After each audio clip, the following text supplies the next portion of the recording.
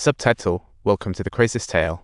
The Tang Dynasty manager shifts attitude, but the hotel only honors a $100 check.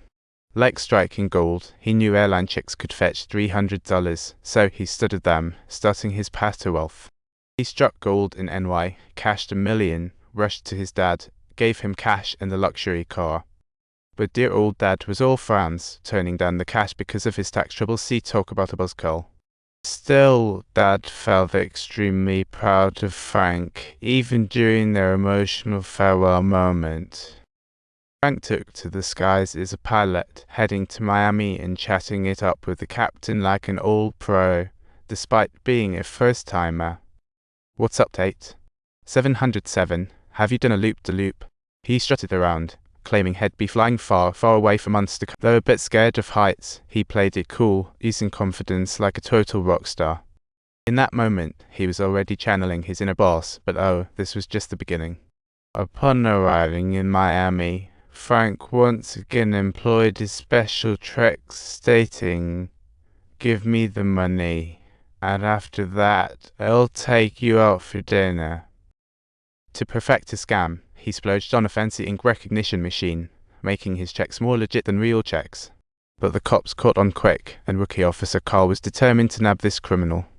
Police honed in on a hotel based on the check cashing address, only for the bellhop to snipe the guys chilling in room 201. Carl figured he was on a lucky streak, but surprise see, his target was just hanging around. He was sweating bullets, but little did he know Frank sauntered out of the restroom like it was a stroll in the park. Faced with Cole's gun, Frank kept his cool, casually introducing his tools of the trade. "Late, buddy. I'll embarrass you as Secret Service. See your guy just tried a window jump." "I have no idea what you mean," Frank fibbed, claiming to be an inside man from the feds. Carl bought it, but still, he asked Frank to show some ID.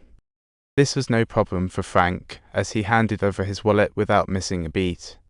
Just as Carl was about to open it, Frank abruptly urged him to look out the window. "Those two down there are my colleagues and suspects," Frank dramatically claimed. Little did Carl know they were just the neighbors next door. Thinking he could make a smooth escape, Frank decided to change the game and take charge. Carl was sold on Frank now, as Frank sauntered out, swaggering with his props in hand. But the very next second, Carl suddenly shouted, "Wait a minute, bag. You've got to stay cool, I believe in you." Later, Carl sat on his bed, relishing the thrill of his big catch. But soon enough, he realized something was off. See, opening the wallet revealed fake money logos, and he knew had been played.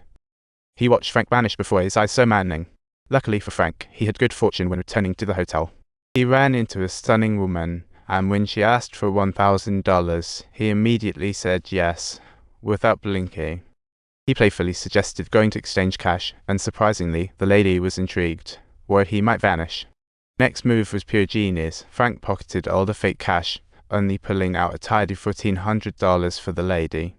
Frank begrudgingly took a $400 loss, giving the lady a reluctant kiss. Soon, news of the airborne bandit spread among airlines, and Frank, disguised as a reporter, interviewed the one who issued his license. Some people thought they were chatting with a real pilot, but little did they know he was just a con artist. Frank realized the jig was up. On Christmas Eve, he called Carl to apologize and asked him to come chat.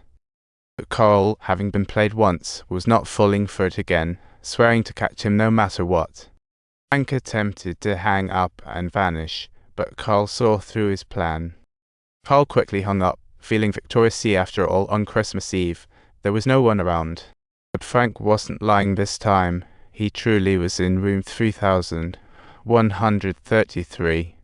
Frank abandoned his pilot gig, going incognito to live the high life in Georgia. On this particular day, he encountered a charming nurse at the hospital's reception desk, and they instantly fell in love. He complimented her, "You're such a wonderful girl. Thanks for making me smile like this." Thus, a bold plan suddenly came to Frank's mind. He snipped off a badge and glued it on. He scribbled out some standard text and stamped it on a fake diploma to seal the deal. Lol. He graduated from Harvard Medical School instantly becoming a doctor. The hospital director didn't suspect a thing and soon welcomed Frank on board with open arms. In just a day, Frank was the head doctor, with a crew of loyal interns at his beck and call. But he wasn't there to rack up cash. Instead, he was angling to get close to Nurse Brenda. From the very first moment Frank set his eyes on her, he found himself deeply in love, and Brenda was also instantly enamored with him. However, trouble was about to rear its ugly head. Late one night, an emergency patient rolled in, critically ill, requiring immediate surgery. But Frank was just a fraud, and yet he remained unflustered.